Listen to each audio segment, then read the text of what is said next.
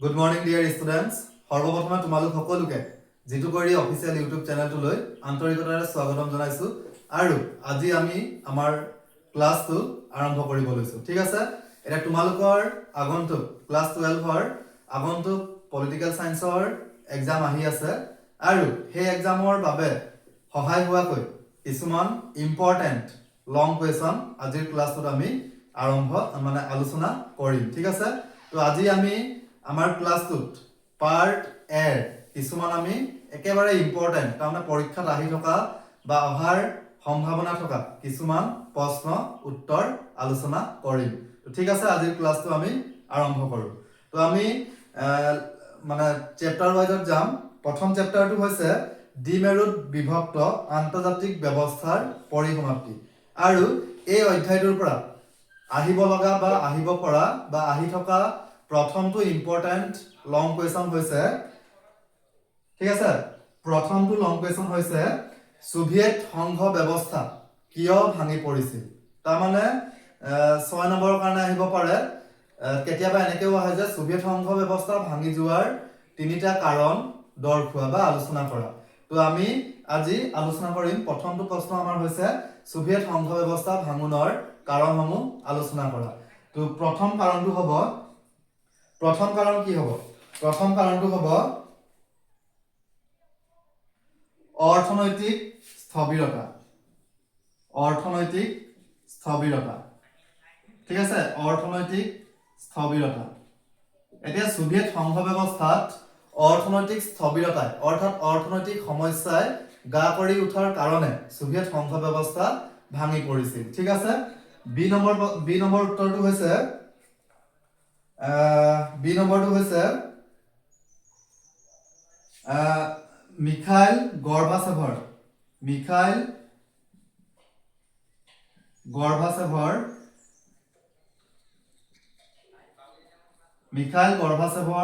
নেতৃত্ব তো ইয়াত আমি লিখিব লাগিব যে মিখাইল গৰ্বাচেভে 1991 চনত সোভিয়েট সংঘ ব্যৱস্থাত পৰিৱৰ্তন আনিবৰ বাবে যি দুটা সংস্কাৰকাৰী নীতি অৰ্থাৎ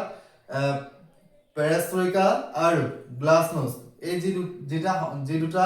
সংস্কাৰ নীতি গ্ৰহণ কৰিছিল এই সংস্কাৰ নীতি দুটাৰ বাবেও বা মিখাইল গৰ্বাচেভে গ্ৰহণ কৰা সংস্কাৰ নীতিৰ বাবেও সোভিয়েট সংঘ ব্যৱস্থা ভাঙি পৰিছিল ঠিক আছে প্ৰথমটো হৈছে অৰ্থনৈতিক স্থবিৰতা দ্বিতীয়টো হৈছে মিখাইল গৰ্বাচেভৰ নেতৃত্ব আৰু মিখাইল গৰ্বাচেভৰ নেতৃত্বত আমি কি লিখিব লাগিব যে মিখাইল গৰ্বাচেভে সোভিয়েট সংঘ ব্যৱস্থাৰ নেতৃত্ব বহন কৰাৰ পাছত সোভিয়েট সংঘ ব্যৱস্থাত পৰিৱৰ্তন আনিবৰ বাবে তেওঁ কিছুমান গুৰুত্বপূৰ্ণ সংস্কাৰ নীতি গ্ৰহণ কৰিছিল তাৰে দুটা হৈছে পেৰেষ্ট্ৰইকা আৰু গ্লাছনোষ্ট ঠিক আছে আৰু এই নীতি দুটাৰ বাবেও সোভিয়েট সংঘ ব্যৱস্থা ভাঙি পৰিছিল অৰ্থাৎ তেওঁ যি ভাবি এই সংস্কাৰ নীতি দুটা গ্ৰহণ কৰিছিল এই নীতি দুটা কিন্তু সম্পূৰ্ণৰূপে তেনেকুৱা ধৰণে কাৰ্যকৰী হোৱা নাছিল ঠিক আছে তাৰ পৰা সি নম্বৰটো হৈছে জাতীয়তাবাদী আন্দোলন বা জাতীয়তাবাদ অৰ্থাৎ আমি যেহেতু গম পাইছো যে সোভিয়েট সংঘ ব্যৱস্থা গঠন হৈছিল 15খন স্বাধীন ৰাষ্ট্ৰ বা প্ৰজাতন্ত্ৰক লৈ আৰু এই প্ৰজাতন্ত্ৰবিলাকে এটা সময়ত সংঘ ব্যৱস্থাত নাথাকি স্বাধীনভাৱে থকাৰ মনোভাৱ পোষণ কৰিছিল যাৰ পৰিপ্ৰেক্ষিতত এই সংঘ ব্যৱস্থা ভাঙি পৰিছিল অৰ্থাৎ এই সংঘ ব্যৱস্থাত থকা ৰাষ্ট্ৰবিলাকৰ মাজত জাতীয়তাবাদী চিন্তাধাৰাই গা কৰি উঠিছিল ফলস্বৰূপে সোভিয়েট সংঘ ব্যৱস্থাৰ ভাঙন হৈছিল তাৰ পৰা ডি নম্বৰটো হৈছে ঐতিহাসিক কাৰণ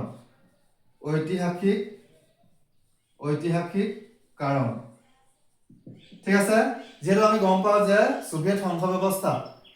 ঐতিহাসিকভাৱেও ভাঙন হৈছিল অৰ্থাৎ ঐতিহাসিক কাৰণেও সোভিয়েট সংঘ ব্যৱস্থা ভাঙনৰ ক্ষেত্ৰত গুৰুত্বপূৰ্ণ প্ৰভাৱ বিস্তাৰ কৰিছিল যেহেতু আমি গম পাওঁ যে সোভিয়েট সংঘ ব্যৱস্থাত 15খন প্ৰজাতন্ত্ৰ আছিল আৰু এই প্ৰজাতন্ত্ৰবিলাকৰ মাজত আৰম্ভণিৰে পৰা সকলো ক্ষেত্ৰতে মিলাপ্ৰীতিৰ ভাৱ নাছিল যাৰ পৰিপ্ৰেক্ষিতত সংঘ ব্যৱস্থাৰ ভাঙন হৈছিল তাৰ পিছৰটো হ'ব ই নম্বৰটো হ'ব বাক স্বাধীনতাত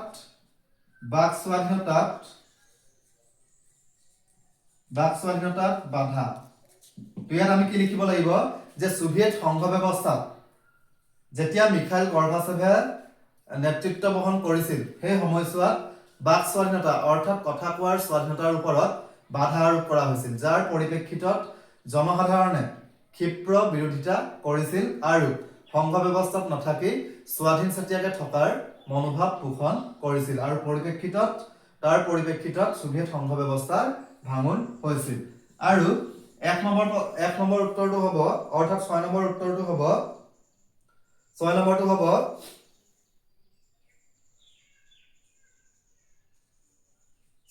আমি লিখিব পাৰো দুৰ্নীতি। ঠিক আছে, দুৰ্নীতি। 6 নম্বৰটো হৈছে দুৰ্নীতি অৰ্থাৎ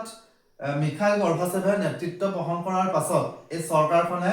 জনসাধাৰণৰ মাজত এটা দুৰ্নীতিৰ ভাৱ ৰূপায়ণ কৰিছিল, অৰ্থাৎ দুৰ্নীতিমূলকভাৱে চৰকাৰ পৰিচালনা কৰিছিল, যাৰ পৰিপ্ৰেক্ষিতত জনসাধাৰণে এই দুৰ্নীতি সহ্য কৰিব নোৱাৰি তেওঁলোকে ক্ষিপ্ৰ বিৰোধিতা কৰিছিল আৰু সংঘ ব্যৱস্থাৰ পৰা আঁতৰি এক স্বাধীন ৰাষ্ট্ৰ গঠনৰ মত পোষণ কৰিছিল, যাৰ পৰিপ্ৰেক্ষিতত সোভিয়েট সংঘ ব্যৱস্থা ভাঙন হৈছিল। অৰ্থাৎ আমি এই 6টা কাৰণ সোভিয়েট সংঘ ব্যৱস্থা ভাঙনৰ কাৰণত আমি আলোচনা কৰিব পাৰো। ঠিক আছে, তো এই 6টা কাৰণ যদি আমি আলোচনা কৰো ঠিকমতে তেতিয়াহ'লে আমি 6 নম্বৰ পাম। আৰু কিন্তু শেষত আমি সামৰণি দিব লাগিব যে উপৰোক্ত আলোচনাৰ ভিত্তিত আমি ক'ব পাৰো যে সোভিয়েট সংঘ ব্যৱস্থা বিভিন্ন কাৰণত ভংগ হৈছিল। কিন্তু ঠিক সেইদৰে আমি মানে আৰম্ভণিও দিব লাগিব। তো আমি আৰম্ভণিত কি লিখিব লাগিব যে শীতল যুদ্ধৰ আৰম্ভণি হৈছিল 1945 চনৰ পৰা আৰু এই যুদ্ধৰ অন্ত পৰিছিল 1991ত, অৰ্থাৎ যেতিয়া সোভিয়েট সংঘৰ ভাঙন হৈছিল, ভাঙনৰ পৰিপ্ৰেক্ষিতত এই যুদ্ধৰ অন্ত পৰিছিল আৰু এই সোভিয়েট সংঘ ভাঙনৰ কিছুমান গুৰুত্বপূৰ্ণ কাৰণ আছে আৰু সেইসমূহ তলত আলোচনা কৰা হ'ল। তেনেকৈ আমি আৰম্ভণি দিব লাগিব আৰু সামৰণিটো আমি উপৰোক্ত আলোচনাৰ ভিত্তিত ক'ব পাৰি যে তেনেধৰণে আমি সামৰণি দিব লাগিব। ঠিক আছে, তেনেকৈ যদি তোমালোকে লিখা 6 নম্বৰৰ ভিতৰত 6 নম্বৰ পাবলৈ সক্ষম হ'বা। ঠিক আছে, তো ইয়াৰ পিছত আমি আলোচনা কৰিম এই অধ্যায়টোৰ দ্বিতীয়টো ইম্পৰ্টেণ্ট লং কুৱেশ্যন। ঠিক আছে ছাত্ৰ ছাত্ৰীসকল, তোমালোকে ধ্যান দি এই প্ৰশ্নবিলাক চাই যাবা, তোমালোকৰ কামত আহিব কিন্তু।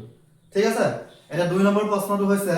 সোভিয়েট সংঘ ব্যৱস্থা ভাঙনৰ পৰিণতি, অৰ্থাৎ ভাঙি যোৱাৰ ফলত আমাৰ বিশ্বত কি পৰিৱৰ্তনে দেখা দিছিল বা কেনেকুৱা ধৰণৰ ফলাফল আমি পাইছিলো বা ভোগ কৰিছিলো। ঠিক আছে, প্ৰশ্নটো এনেকৈ আহিব পাৰে যে সোভিয়েট সংঘ ব্যৱস্থা ভাঙনৰ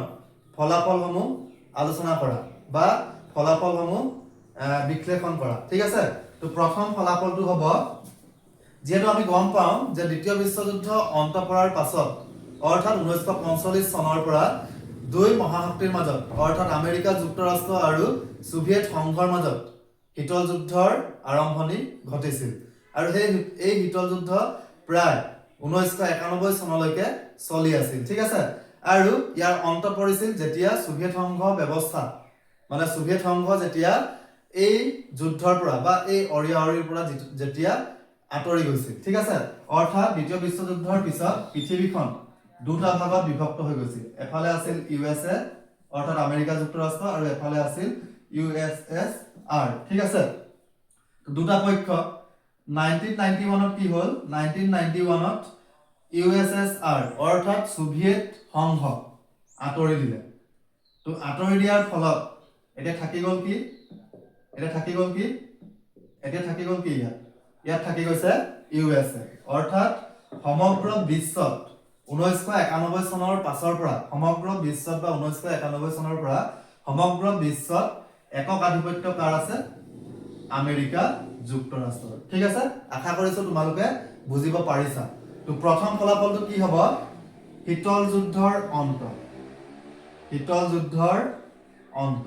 ঠিক আছে, প্ৰথম ফলাফলটো হ'ব শীতল যুদ্ধৰ অন্ত। বুজি পাইছা? তো ইয়াত আমি কি লিখিব লাগিব যে 1945 চনৰ পৰা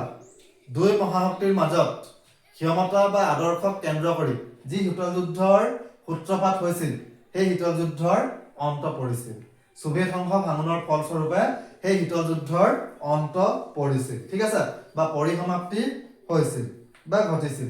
তাৰপৰা বি নম্বৰটো আমি কি লিখিম বি নম্বৰ ফলাফলটো কি হ'ব গোটেই বিশ্বখন কি হৈছিল এক মেৰুত বিভক্ত হৈছিল অৰ্থাৎ সমগ্ৰ বিশ্বত আধিপত্য কাৰ আছিল আমেৰিকা যুক্তৰাষ্ট্ৰ তো একক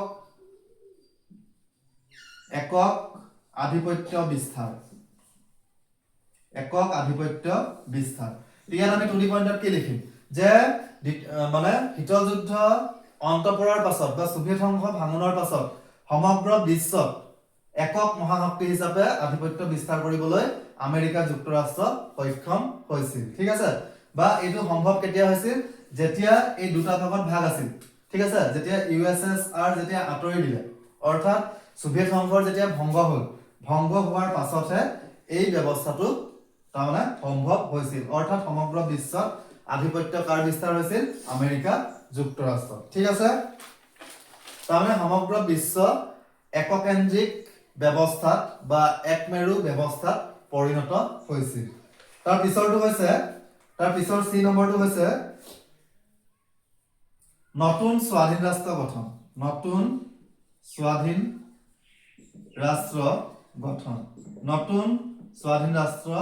গঠন এতিয়া ইয়াত আমি কি বহলাই লিখিম যে সোভিয়েট সংঘ ভাঙোনৰ এটা গুৰুত্বপূৰ্ণ ফলাফল হৈছে যে সমগ্ৰ বিশ্ববাসীয়ে সোভিয়েট সংঘ ভাঙোনৰ ফলস্বৰূপে 15খন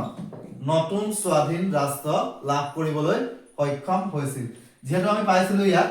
যে এফালে আছিলে ইউএছএ আৰু এফালে আছিলে ইউএছএছআৰ এটা ইউএছএছআৰত আছিলে 15খন ৰাষ্ট্ৰ ঠিক আছে আৰু সেই ৰাষ্ট্ৰবিলাকে দাবী জনাই আছিলে যে আমাক স্বাধীনতা লাগে আমি স্বাধীন চেতিয়াকে থাকিব বিচাৰো তেনেধৰণে তেওঁলোকে দাবী জনাই আছিলে আৰু তেওঁলোকৰ দাবীৰ পৰিপ্ৰেক্ষিতত এটা সময়ত তেওঁলোকে স্বাধীনতা লাভ কৰিলে অৰ্থাৎ আমি বিশ্ববাসীয়ে 15খন নতুন স্বাধীন ৰাষ্ট্ৰ লাভ কৰিবলৈ সক্ষম হৈছিলো ঠিক আছে তাৰপৰা ডি নম্বৰটো হ'ব অৰ্থাৎ 4 নম্বৰ উত্তৰটো হ'ব যে পুঁজিবাদৰ প্ৰতি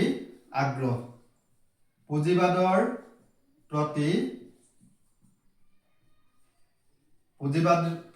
প্ৰতি ধাৱমান ঠিক আছে এতিয়া যিবিলাক ইউএছএছআৰ আৰত যিবিলাক 15খন ৰাষ্ট্ৰ আছিল তাৰে কিছুমান ৰাষ্ট্ৰই কি বিচাৰিছিলে মানে প্ৰতিখন ৰাষ্ট্ৰই কি বিচাৰিছিলে নিজৰ উন্নতি হোৱাটো বিচাৰিছিল ঠিক আছে নিজকে অৰ্থনৈতিক দিশত আগুৱাই লৈ যাব বিচাৰিছিল আৰু তেওঁলোক যিহেতু আছিল মানে সাম্যবাদী আদৰ্শ তেওঁলোকৰ আছিলে সাম্যবাদী আদৰ্শ আৰু তেওঁলোকে দেখিছে যে এতিয়া সাম্যবাদী আদৰ্শ আমি যদি ধৰি ৰাখো তেতিয়াহ'লে হয়তো আমি অৰ্থনৈতিক মানে বিকাশ লাভ কৰিব নোৱাৰিবও পাৰো আৰু তেওঁলোকে কি কৰিছিলে WTO আৰু ইন্টাৰনেশ্যনেল মনিটাৰী ফাণ্ড ঠিক আছে IMF WTO ৰ ফুল ফৰ্মটো হৈছে ৱৰ্ল্ড ট্ৰেড অৰ্গেনাইজেশ্যন তাৰপৰা IMF ৰ ফুল ফৰ্মটো হৈছে ইন্টাৰনেশ্যনেল মনিটাৰী ফাণ্ড ঠিক আছে এইবিলাক হৈছে এটা আন্তৰ্জাতিক সংগঠন আৰু আন্তৰ্জাতিক অৰ্থনৈতিক সংগঠন ঠিক আছে আৰু এই সংগঠনবিলাকক এই যিবিলাক সমাজবাদী ৰাষ্ট্ৰ আছিল বা যিবিলাক সাম্যবাদী ৰাষ্ট্ৰ আছিল এই ৰাষ্ট্ৰবিলাকে সহায় বিচাৰিছিলে ঠিক আছে আৰু এই যিবিলাক অৰ্গানাইজেশ্যন আছিল এই অৰ্গানাইজেশ্যন বিলাকতো মেইনলি তাৰমানে আধিপত্য কাৰ আছিল ইউএছএৰ আছিল ঠিক আছে তো এই অৰ্গানাইজেশ্যন বিলাকে এই যি 15খন ৰাষ্ট্ৰ আছিল বা যিবিলাক ৰাষ্ট্ৰই তাৰমানে অৰ্থনৈতিক উন্নয়ন বিচাৰিছিলে তেওঁলোকক এটা পৰামৰ্শ আগবঢ়াইছিল যে তোমালোকে যদি অৰ্থনৈতিক উন্নতি মানে বিচাৰা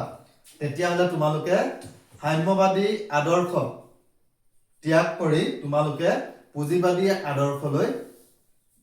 গতি কৰা ঠিক আছে আৰু তেওঁলোকেও বুজি পাইছিলে যে তেওঁলোক মানে ইউএছএছআৰৰ যিবিলাক ৰাষ্ট্ৰই অৰ্থনৈতিক উন্নয়ন বিচাৰিছিলে বা যিবিলাকে পুঁজিবাদী আদৰ্শ গ্ৰহণ কৰিব বিচাৰিছিলে তেওঁলোকেও এটা কথা বুজি পাইছিলে যে বৰ্তমান সময়ত যিহেতু সমগ্ৰ বিশ্বত আধিপত্য কাৰ আছে পুঁজিবাদী ৰাষ্ট্ৰ আমেৰিকা যুক্তৰাষ্ট্ৰ বা ঠিক আছে বা আমেৰিকা যুক্তৰাষ্ট্ৰৰ পুঁজিবাদী আদৰ্শৰ সমগ্ৰ বিশ্বত আধিপত্য আছে তো গতিকে তেওঁলোকে বুজি পাইছিলে যে আমি সমাজবাদী আদৰ্শ অনুকৰণ কৰি থাকিলে নহব আমিও কি কৰিব লাগিব পুঁজিবাদী আদৰ্শ অনুকৰণ কৰিব লাগিব তেতিয়াহে আমি নিজকে অৰ্থনৈতিক দিশত আগুৱাই লৈ যাব পাৰিম আৰু তাৰ পৰিপ্ৰেক্ষিতত তেওঁলোকে কৰিছিলে কি যে পুঁজিবাদী আদৰ্শ অনুকৰণ কৰিছিলে ঠিক আছে কাৰ পৰামৰ্শৰ ভিত্তিত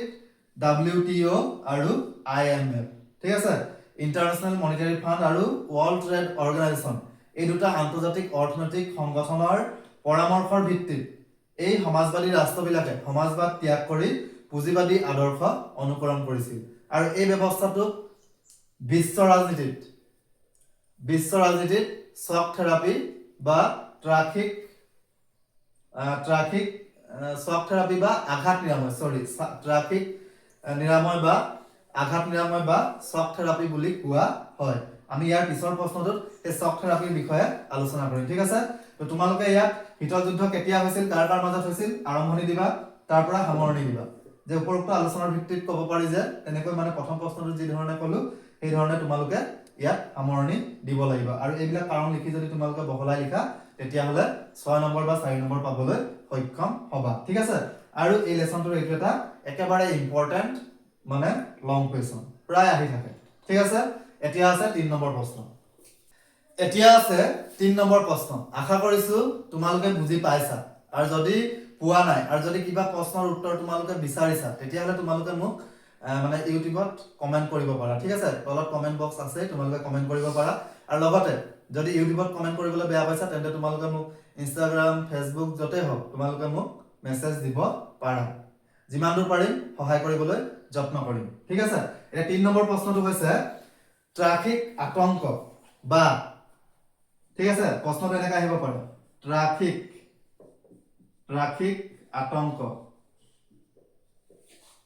ট্ৰাফিক আতংক বা আঘাত নিৰাময়। ইয়াৰ ইংলিছৰ টাৰ্মছটো হৈছে শ্বক থেৰাপি। ঠিক আছে, shock therapy SHOCK shock therapy THERAPY shock therapy. এতিয়া ধৰি লোৱা আমাৰ ক'ৰবাত কাটিছে, ঠিক আছে, হাতত কাটিছে বা ভৰিত ক'ৰবাত কাটিছে, মানে ক'ৰবাত আমি দুখ পালো। ঠিক আছে, তো ঘা লাগি আছে। এতিয়া ঘাটো আমি নাইকিয়া কৰিবলৈ হ'লে আমি কি কৰিম? নিশ্চয় আমি তাত মলম সানিম বা কিবা এটা কৰিম, মানে কিবা মেডিচিন এটা ল'ম আমি তাত। ঠিক আছে, তো যেনেকে আমি মলমটো সনাৰ পাছত আমাৰ যেনেকে ঘাবিলাক শুকাই যায় বা ঠিক হৈ যায়, ঠিক তেনেকৈ এতিয়া ইয়াত আমি বুজিব লাগিব ট্ৰাফিক আতংক বা আঘাত নিৰাময় মানে কি। এতিয়া ধৰি লোৱা মই এনে প্ৰথমতে অকমান বুজাই দিছো। ইয়াত প্ৰশ্নটো আহিব পাৰে যে ট্ৰাফিক আতংক বুলিলে কি বুজা, আৰু লগতে থাকিব ট্ৰাফিক আতংকৰ মূল ফলাফলসমূহ আলোচনা কৰা বা পৰিৱৰ্তনসমূহ আলোচনা কৰা। ঠিক আছে, 6 নম্বৰৰ কাৰণে আহে 1+5। ঠিক আছে, তো প্ৰথমতে আমি শ্বক থেৰাপি মানে কি অকমান বুজি ল'ব লাগিব। এতিয়া ধৰি লোৱা দ্বিতীয় বিশ্বযুদ্ধৰ পাছত সমগ্ৰ বিশ্বখন দুই কেন্দ্ৰত বা 2 মেৰুত বিভক্ত হৈছিল। এফালে আছিল USSR অৰ্থাৎ সোভিয়েট সংঘ, আনফালে আছিল USA। ঠিক আছে, এতিয়া 1991ত USSR ভাঙি গ'ল। ঠিক আছে, ভাঙি যোৱাৰ পাছত 15খন স্বাধীন ৰাষ্ট্ৰ গঠন হ'ল। এতিয়া গঠন হোৱাৰ পাছত এতিয়া ধৰি লোৱা এই দুই মহাশক্তিৰ মাজত যুদ্ধটো হৈছিলে বা বিভিন্ন ক্ষেত্ৰত অৰিয়াৰি চলিছিলে। তাৰ ফলস্বৰূপে এই 15খন ৰাষ্ট্ৰ তাৰমানে ধৰি লোৱা বেমাৰী হৈ গৈছিল। ঠিক আছে, তাৰমানে অৰ্থনৈতিকভাৱে একেবাৰে দুৰ্বল হৈ পৰিছিল। ঠিক আছে, তো এতিয়া এওঁলোকে অৰ্থনৈতিকভাৱে মানে সবল হ'বলৈ হ'লে কি কৰিব লাগিব? এওঁলোকে সমাজবাদ ত্যাগ কৰি বা সাম্যবাদ ত্যাগ কৰি এওঁলোকে ক'ত যাব লাগিব? পুঁজিবাদলৈ যাব লাগিব। ইয়াত আছে পুঁজিবাদ। আমেৰিকা যুক্তৰাষ্ট্ৰত কি আছে? পুঁজিবাদ। অৰ্থাৎ আমেৰিকা যুক্তৰাষ্ট্ৰই কি আদৰ্শ অনুকৰণ কৰিছে? পুঁজিবাদ। আৰু তেওঁলোকে কি বিচাৰিছে যে সমগ্ৰ বিশ্বই পুঁজিবাদী আদৰ্শ অনুকৰণ কৰাটো তেওঁলোকে বিচাৰিছে। ঠিক আছে, এতিয়া এই 15খন ৰাষ্ট্ৰই কি কৰিব? এই 15খন ৰাষ্ট্ৰই কি কৰিব লাগিব? এওঁলোকে সাম্যবাদ ত্যাগ কৰি পুঁজিবাদী ভাৱধাৰালৈ গতি কৰিব লাগিব। ঠিক আছে, এতিয়া বিশ্ব ৰাজনীতিত আমি যদি চাবলৈ যাওঁ WTO অৰ্থাৎ ৱৰ্ল্ড ট্ৰেড অৰ্গেনাইজেশ্যন আৰু IMF অৰ্থাৎ ইণ্টাৰনেশ্যনেল মনিটাৰী ফাণ্ড, এই দুটা আন্তৰ্জাতিক সংগঠনৰ উপদেশ মৰ্মে এই যি 15খন ৰাষ্ট্ৰ আমি পাইছিলোঁ বা ইয়াৰে কিছুমান ৰাষ্ট্ৰই কি কৰিছিলে? সাম্যবাদী ধাৰণা ত্যাগ কৰি পুঁজিবাদী আদৰ্শ অনুকৰণ কৰিছিলে। কিহৰ কাৰণে? নিজৰ অৰ্থনৈতিক বিকাশৰ কাৰণে। আৰু এই ব্যৱস্থাটোক, এই যে সমাজবাদ বা সাম্যবাদ ত্যাগ কৰি পুঁজিবাদী ব্যৱস্থালৈ যে গতি কৰিছিলে, এই ব্যৱস্থাটোক আমি আন্তৰ্জাতিক ৰাজনীতিত শ্বক থেৰাপি বা আঘাত নিৰাময় বা ট্ৰাফিক সংঘাত বুলি আমি ক'ব পাৰোঁ। আশা কৰিছো তোমালোকে বুজিব পাৰিছা ঠিক আছে মেইন কথাটো হ'ল যে সমাজবাদ ত্যাগ কৰি পুঁজিবাদী আদৰ্শ অনুকৰণ কৰা এই ব্যৱস্থাটোক আমি আন্তৰ্জাতিক ৰাজনীতিত আমি কি বুলি ক'ব পাৰো ট্ৰাফিক আতংক বা আঘাত নিৰাময় ঠিক আছে কাৰ উপদেশ মৰ্মে তেওঁলোকে সেই কামটো কৰিছিলে সোভিয়েট সংঘৰ স্বাধীন ৰাষ্ট্ৰবিলাকে কাৰ উপদেশ মৰ্মে কৰিছিলে WTO আৰু IMF ঠিক আছে IMF আৰু WTO এইবিলাক কি হয় এটা আন্তৰ্জাতিক অৰ্থনৈতিক সংগঠন ঠিক আছে আৰু এই সংগঠনবিলাকৰ উপদেশ মৰ্মে সোভিয়েট সংঘৰ কিছুমান ৰাষ্ট্ৰই স্বাধীনতা লাভ কৰাৰ পাছত সোভিয়েট সংঘৰ কিছুমান ৰাষ্ট্ৰই সমাজবাদী আদৰ্শ ত্যাগ কৰি পুঁজিবাদী আদৰ্শ অনুকৰণ কৰিছিল কিহৰ কাৰণে নিজৰ অৰ্থনৈতিক বিকাশৰ কাৰণে আৰু এই ব্যৱস্থাটোক আমি আন্তৰ্জাতিক ৰাজনীতিত কি বুলি ক'ব পাৰো আন্তৰ্জাতিক ৰাজনীতিত ইয়াক আমি কি বুলি ক'ব পাৰো শ্বক থেৰাপি বা আঘাত নিৰাময় বা ট্ৰাফিক সংঘাত ঠিক আছে বুজি পাইছা আৰু নাপালে কমেন্টত জনাবা এতিয়া আছে মেইন প্ৰশ্নটো মই ক'লো যে ট্ৰাফিক আতংক বুলিলে কি বুজা বা আঘাত নিৰাময় বুলিলে কি বুজা আৰু লগতে আহিব পাৰে আঘাত নিৰাময়ৰ ফলাফল বা পৰিৱৰ্তন বা আঘাত নিৰাময়ে সোভিয়েট সংঘ ব্যৱস্থাৰ ৰাষ্ট্ৰসমূহৰ মাজত কেনেকুৱা ধৰণৰ পৰিৱৰ্তন আনিবলৈ সক্ষম কৰিছিল তো প্ৰথম পৰিৱৰ্তনটো হ'ব প্ৰথম ফলাফলটো হ'ব সমাজবাদী অৰ্থনীতি ত্যাগ ঠিক আছে মই একেবাৰে শৰ্টকে কৈছো কিন্তু টু দি পইণ্টত বহলাই মানে আলোচনা কৰি দিছো এতিয়া ইয়াত কৈছে যে যিবিলাক সমাজবাদী আদৰ্শৰ ৰাষ্ট্ৰ আছিলে অৰ্থাৎ সোভিয়েট সংঘ ব্যৱস্থা ভাঙি যোৱাৰ পাছত যিবিলাক নতুন স্বাধীন ৰাষ্ট্ৰ গঠন হৈছিলে সেই ৰাষ্ট্ৰবিলাকে নিজৰ অৰ্থনৈতিক লাভালাভৰ বাবে কি কৰিছিলে তেওঁলোকে নিজৰ অৰ্থনৈতিক লাভালাভৰ বাবে সমাজবাদী অৰ্থনীতি অৰ্থাৎ সমাজবাদী আদৰ্শ ত্যাগ কৰিছিলে আৰু তেওঁলোকে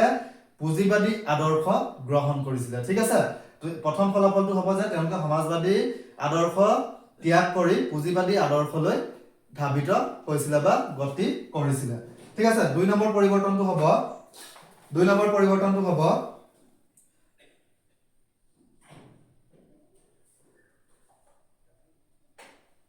মুক্ত বাণিজ্য অৰ্থনীতিলৈ পৰিৱৰ্তন ইয়াত কি কৈছে মুক্ত বাণিজ্য অৰ্থনীতিলৈ পৰিৱৰ্তন ইয়াত আমি কি লিখিব লাগিব ইয়াত আমি লিখিব লাগিব যে মানে এই যিবিলাক ৰাষ্ট্ৰ ইয়াত আমি পাইছিলো যিবিলাক ৰাষ্ট্ৰই সমাজবাদী আদৰ্শ মানে ত্যাগ কৰিছিলে সেই ৰাষ্ট্ৰবিলাকে কি কৰিছিলে কেৱল নিজৰ তাৰমানে বাণিজ্যৰ ওপৰত নিৰ্ভৰ নাথাকি অৰ্থাৎ নিজৰ দেশৰ ভিতৰতে বাণিজ্যিক ব্যৱস্থাটো সীমাবদ্ধ নাৰাখি তেওঁলোকে মুক্ত বাণিজ্য অৰ্থাৎ বিশ্বৰ বিভিন্ন ৰাষ্ট্ৰবিলাকৰ লগত আদান প্ৰদান কৰিছিল অৰ্থাৎ ব্যৱসায় বাণিজ্য তাৰমানে প্ৰসাৰ সাধন কৰিছিলে আৰু এটা কথা যেতিয়া আমি কেৱল নিজৰ মাজতে ব্যস্ত থাকিম বা নিজৰ দেশতে আমি যেতিয়া মানে ব্যৱসায় বাণিজ্য কৰিম তেতিয়া হয়তো আমাৰ অকমান উপাৰ্জন কম হ'ব পাৰে কিন্তু যেতিয়া আমি বেলেগ দেশৰ লগত আদান প্ৰদান কৰিম ঠিক আছে তেতিয়া কিন্তু আমাৰ অৰ্থনৈতিক উন্নয়ন হোৱাটো মানে বেছি খৰতকীয়া হ'ব ঠিক আছে তো তেওঁলোকে কেৱল স্বনিৰ্ভৰশীল জাতীয় অৰ্থনীতিৰ ওপৰত নিৰ্ভৰ নাথাকি তেওঁলোকে কি কৰিছিলে মুক্ত বাণিজ্যিক ব্যৱস্থালৈ তেওঁলোকে পৰিৱৰ্তন কৰিছিল বা নিজকে মানে বিশ্বৰ বিভিন্ন দেশৰ লগত মুক্ত বাণিজ্যিক লেনদেন তেওঁলোকে কৰিছিলে ঠিক আছে বুজি পাইছা অকমান লাগি ধৰিছা হয় না মই আকৌ এবাৰ কৈ দিছো যে তেওঁলোকে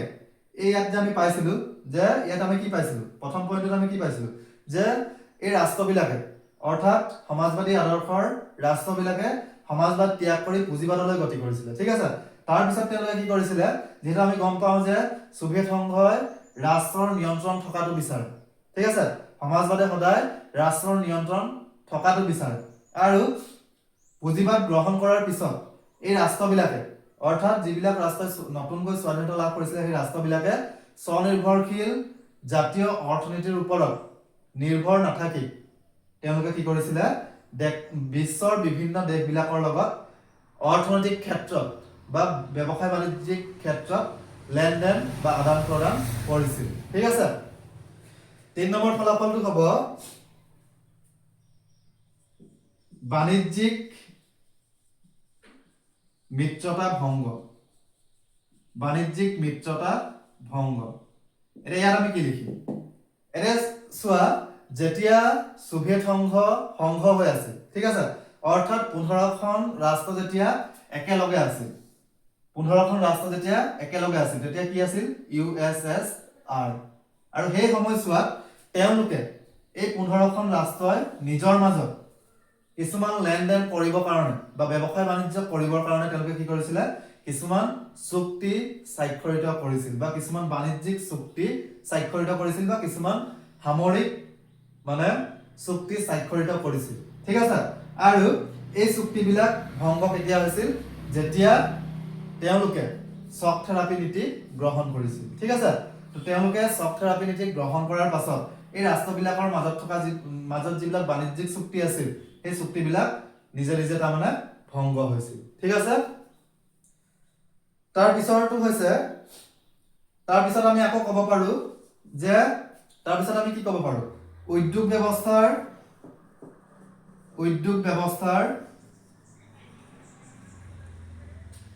নিষেধকৰণ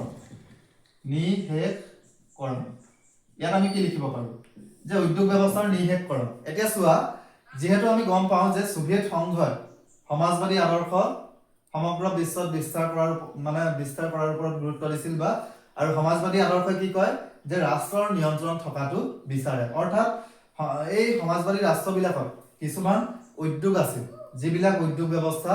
চৰকাৰে পৰিচালনা কৰিছিল ঠিক আছে আৰু এই যিবিলাক চৰকাৰী উদ্যোগ ব্যৱস্থা আছিল এই উদ্যোগ ব্যৱস্থাবিলাক এই আঘাত নিৰাময় নীতি গ্ৰহণ কৰাৰ পাছত ভংগ হৈ গৈছিল বা একেবাৰে নাইকিয়া হৈ গৈছিল তাৰমানে কাগজৰ মূল্যত বিক্ৰী হোৱা নিচিনা হৈছিল ঠিক আছে তাৰ পিছত আমি ক'ব পাৰো 5 নম্বৰটো আমি ক'ব পাৰো মুদ্ৰাৰ মূল্য হ্ৰাস ঠিক আছে মুদ্ৰাৰ মূল্য হ্ৰাস ইয়াত আমি কি লিখিম যে আমি জানো যে সোভিয়েট সংঘই যেতিয়া সংঘ হৈ আছিল তেতিয়া তেওঁলোকে কি কৰিছিলে এটা উমৈহতীয়া মুদ্ৰাৰ মানে প্ৰতিষ্ঠা কৰিছিলে বা এটা উমৈহতীয়া মুদ্ৰা তেওঁলোকে সৃষ্টি কৰিছিলে আৰু নাম দিছিলে ৰুবল ঠিক আছে নাম দিছিলে ৰুবল অৰ্থাৎ সোভিয়েট সংঘৰ উমৈহতীয়া মুদ্ৰাটোৰ নাম কি ৰুবল আৰু যেতিয়া এই ৰাষ্ট্ৰবিলাকে নিজৰ অৰ্থনৈতিক উন্নয়নৰ কাৰণে এই ৰাষ্ট্ৰবিলাকে যেতিয়া পুঁজিবাদী আদৰ্শ গ্ৰহণ কৰিছিলে তেতিয়া তেওঁলোকৰ কি হৈছিলে তেওঁলোকৰ ৰুবলৰ মূল্য একেবাৰে কমি গৈছিলে যেহেতু আমেৰিকাৰ মুদ্ৰা কি হয় ডলাৰ ঠিক আছে ডলাৰৰ তুলনাত তাৰমানে ৰুবলৰ মূল্য একেবাৰে নিম্নতম হৈ গৈছিলে ঠিক আছে তো এই পাঁচটা